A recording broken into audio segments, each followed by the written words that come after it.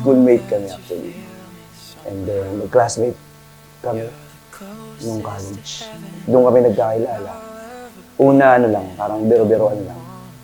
Hanggang sa maraming nagbudjok na, ba't di nyo na lang kaya, parang totohanin, o hindi mo na lang ligawan yung si Beverly. And then, ginawa ko naman, niligawan mo naman siya. Then, una, syempre, ayaw niya. Kasi syempre, magkaiba kami ng religion. Then, syempre, iba yung, yung paniniwala nila.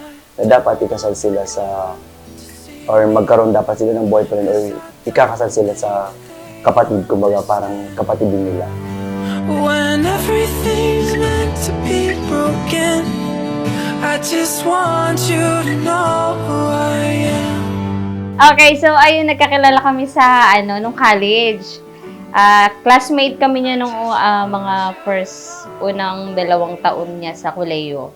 Tapos nag-shift na siya ng ibang course. Pero schoolmate kami, doon kami nagkakilala, magkaklase kami.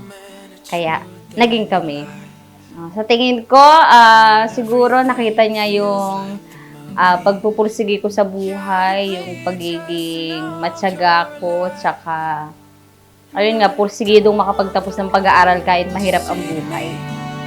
'Cause I don't think that they'd understand when everything's meant to be broken.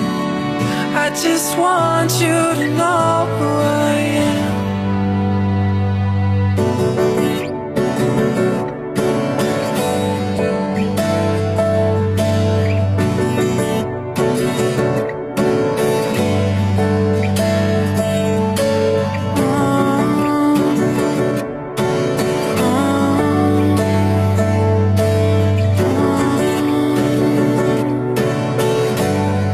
Maraming salamat sa pagtitiwala na binigay mo sa akin. Salamat sa pagmamahal. Hanggang ko yun. Umpisa ang yun. May papangako ko lang din na mamaintindihan kita. And I don't want the world to see me, 'cause I don't think that they'd understand when everything's meant to be broken. I just want you to know who I